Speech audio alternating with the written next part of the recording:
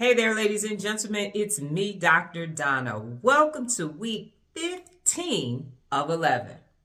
Last week, I read Squawk. Here's what I have for you. Ladies and gentlemen, this was a quick read. It was an interesting read, and I actually enjoyed the book. I know we've been on a for a minute.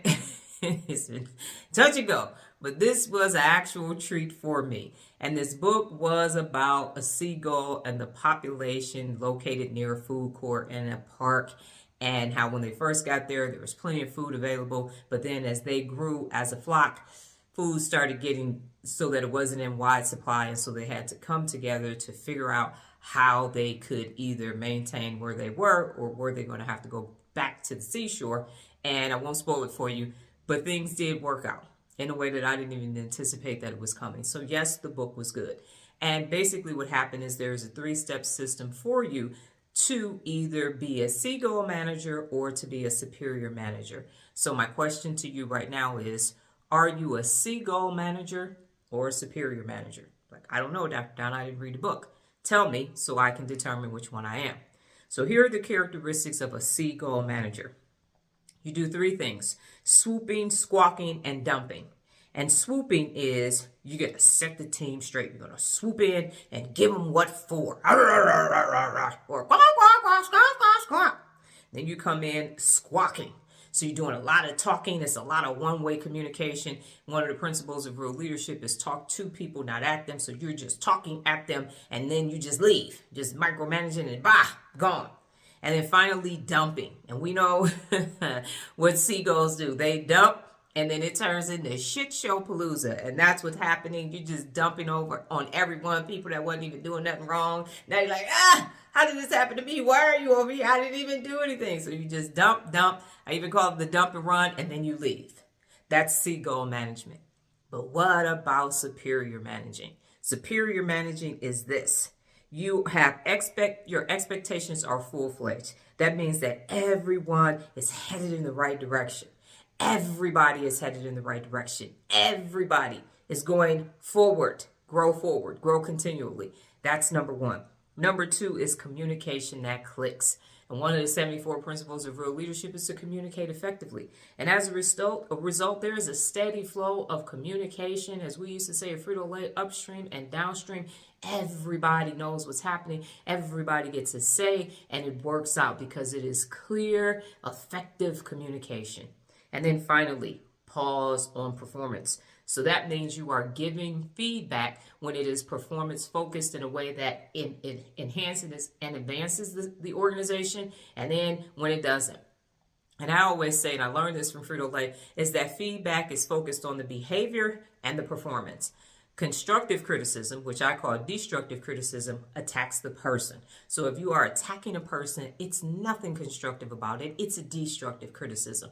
Feedback is saying, here's your performance, here's your behavior, it's not going well, and here are things to improve. And I always say feedback comes with a solution.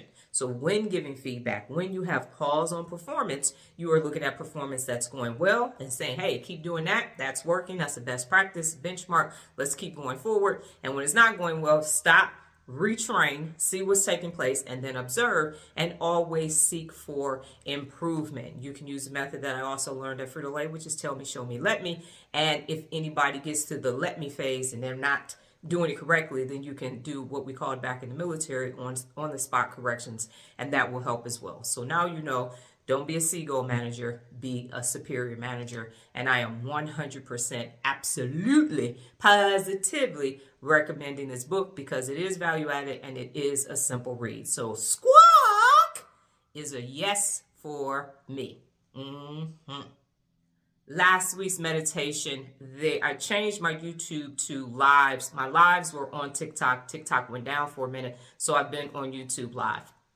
And what happened is a group that was on TikTok didn't make the transition to YouTube. They wanted it to be the other way. And you know me, I'm going to always keep going forward. Change is inevitable. Inverse change is one of the 74 principles of real leadership. So what I did for that group who just did not want to get on board with the new format in YouTube is I sent them closeout surveys so that they could give me their feedback on their experience that they had throughout 2024 and the beginning of 2025, because I always reserve the right to take feedback and use it so that I can enhance and advance everything about real leadership for those who are choosing to participate now and growing forward. So those people did their closeout surveys and it was good. I got information. Some of it was value added, so I could use it going forward. Feedback is a code. That's what we used to also say at Frito-Lay. So if it fits, put it on. If it doesn't, then you don't have to use it. So that group it was wonderful. It was a great experience and I learned a lot. They learned a lot, but it is time to grow forward.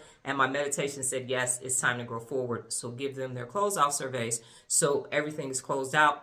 And now I can continue to do what I'm doing currently, which is focused on neuropability, which is neuroscience and personal accountability together, and continuing with the theory of personal accountability as well as the 74 principles of real leadership, because we have to grow forward. We got 6 billion adults not being personally accountable, and I'm the person that's got to teach them how to do it so we can have best experiences day in and day out. So it was a great meditation. Got to close that out, and now I get to move forward. So all in all, 2 thumbs up for the surveys. This week's book, The 1 Minute Manager. Well, that's my time, ladies and gentlemen. But before I get out of here, just remember the journey of 11, a time for meditation to a path of manifestation. Adios.